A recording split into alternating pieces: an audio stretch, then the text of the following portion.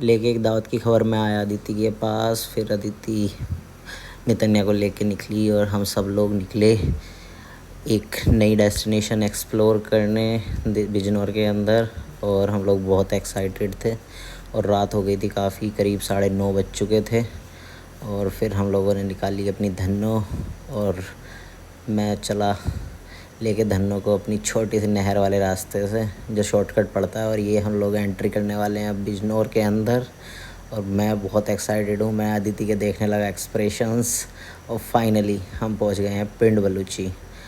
ये देखने में मतलब पहले हमें मिली नहीं थी लोकेशन, और फिर जब ये मिली तो एक अलग खुशी थी। हम लोगों ने दिल्ली में तो काफ़ी बार पिंड बलूची एक्सप्लोर किया है, लेकिन ये पहला एक्सपीरियंस था। और हम जब ऊपर गए तो देखा ये वुडन के ओल्ड दरवाजे इन्होंने लगाए हुए थे और ये बैठे थे एक सरदार जी। मैंने की सरदार जी के साथ एक सेल्फ़ी वीडियो और फिर मैंने खोला गेट और देखा था एम्बियंस काफ़ी प्यारा था।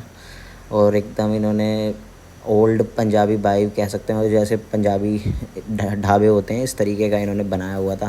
ये देखो, ये छोटी छबड़ियाँ जो होती थी लकड़ी की चलती थी पहले, हम लोगों ने गांव में काफ़ी देखी थी, तो वो लगाई हुई थी। ये पुराने विंटेज फ़ोटो लगाए हुए हैं जो पंजाब से सरदारों से रिलेटेड हैं, जिसमें ये आप देख सकते हैं कैसे कैसे फ़ोटो लगाए हैं। और ये देखिए एम्बियंस है। या हर एक मेज़ पे एक तांबे का तांबा कह रहा हूँ, पीतल का एक गिलास रखा हुआ था।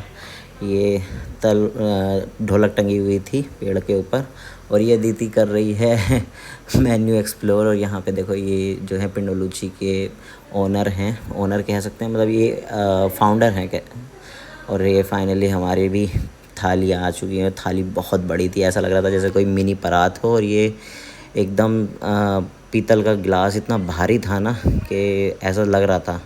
और साथ ही हमारे आयु बाबू भी देख रहे थे चमक धमक कैसी है, और ये भी खुश हो रहा था।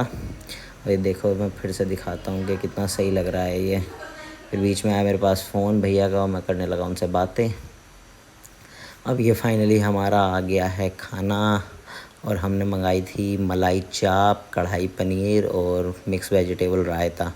ये मैंने करी रायता लेने से शुरुआत, क्योंकि रायता मेरा फेवरेट है और वैसे भी गर्मियों का सीज़न चल रहा है तो रायता बेस्ट है। फिर उसके बाद ये आ गई हमारी मलाई चाप, और मलाई चाप मुझे बहुत डिलीशियस लग रही थी और इसकी ग्रेवी काफ़ी थिक थी और मतलब मज़ा ही आ रहा था देख के।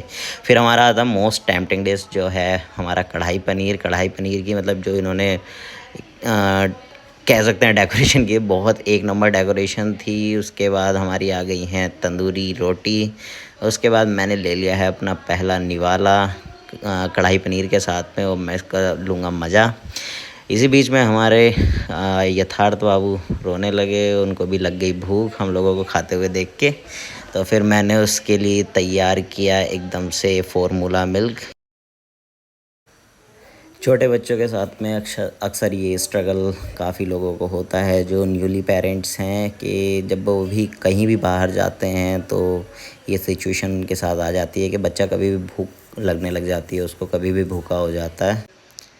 तो अब हम जो है फिनिश करने वाले हैं उसके साथ में, और अब मैं फिर से अपने खाने पे फोकस करता हूँ और लेता हूँ इसका मज़ा।